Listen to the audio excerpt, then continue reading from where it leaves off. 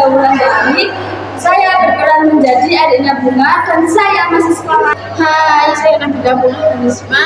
Saya berperan menjadi anak SMA, cerdas tapi belum dapat kerja. Hai, saya Vina Jaya Farhani. Saya berperan sebagai karyawan yang telah di PHK. Hai, nama saya Sonia Dasani. Saya berperan sebagai mahasiswi tingkat akhir. Kenalkan, nama saya Hadi Iman Pertama. Saya berperan sebagai pemilik usaha kecil. Perkenalkan, nama saya Deli Harun. Saya berperan sebagai pekerja serabutan.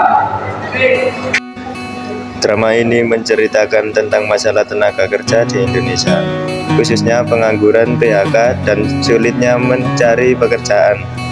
Cerita berpusat pada sekelompok anak muda dari latar belakang berbeda yang sama-sama terdampak oleh sempitnya lapangan kerja. Bunga adalah lulusan SMA yang sudah berbulan-bulan melamar pekerjaan, namun selalu ditolak karena kurang pengalaman. Sedangkan Nelly masih sekolah dan hanya bisa menyemangati. Vina adalah buruh pabrik yang harus kehilangan pekerjaannya akibat pengurangan karyawan.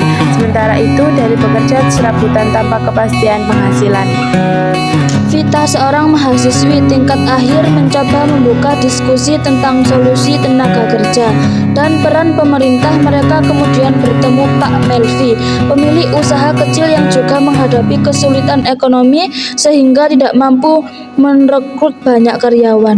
Konflik muncul dari perbedaan sudut pandang antara pencari kerja dan pemilik usaha, namun akhirnya mereka menyadari bahwa masalah tenaga kerja bukan kesalahan satu pihak, melainkan persoalan bersama yang membutuhkan kerjasama, keterampilan, dan kebijakan yang adil. Sore hari di teras rumah Bunga, Nelly keluar membawa buku. Kak, dari tadi kakak melamun, kepikiran soal kerja lagi ya? Iya dek, kakak capek ditanya terus sudah kerja apa belum. Padahal kakak sudah berusaha. Usaha saja nggak cukup kalau kesempatan nggak datang. Vina pun datang dengan wajah yang murung. Bunga, boleh aku duduk di sini? Tentu, kamu kelihatan capek banget. Aku baru saja resmi kena PHK 10 tahun kerja selesai begitu saja. Yang sabar ya Kak Vin. Aku bingung harus mulai dari mana lagi. Dale pun datang dan ikut bergabung dengan mereka.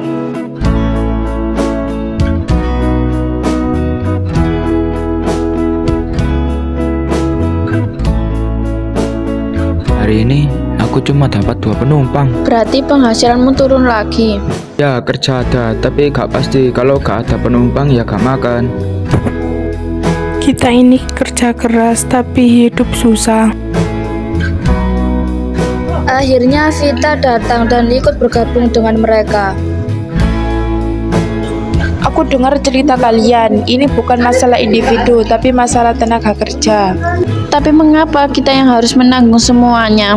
Karena sistem belum berpihak sepenuhnya, pendidikan, lapangan kerja, dan ekonomi belum seimbang. Pak Melvi pun masuk dan ikut bergabung. Maaf, saya ikut bicara. Saya pengusaha kecil. Jadi, Bapak yang menentukan nasib para pekerja. Tidak semudah itu. Saya juga tertekan biaya dan pajak. Jadi semua sama-sama terjepit. Iya, kalau usaha berkembang, saya ingin memperkerjakan lebih banyak orang. Tidak, kalian harus meningkatkan keterampilan. Dan pemerintah harus hadir memberi pelatihan dan lapangan kerja. Kami tidak minta kaya, hanya ingin hidup layak. Jika ada pelatihan, saya siap membuka usaha bersama kalian. Aku mau belajar lagi. Aku juga selalu diberi kesempatan. Inilah kunci masalah tenaga kerja.